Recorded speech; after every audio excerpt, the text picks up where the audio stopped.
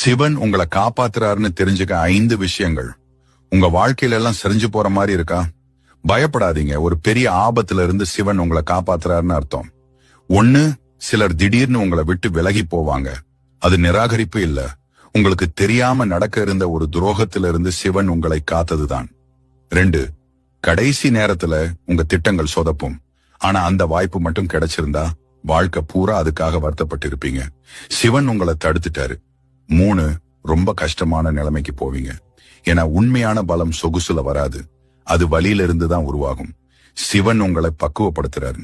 4, தனிமையா இருக்க மாதிரி உணர்வீங்க.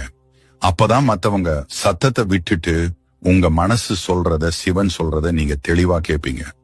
5, நீங்க கெஞ்சி கேட்ட ஒரு விஷயத்த இழப்பீங்க. ஏன்னா உங்க முதுகுக்கு பின்னாடி நடந்த பேச்சுகளை சிவன் கேட்டிருக்காரு, ஆனா நீங்க கேட்கல.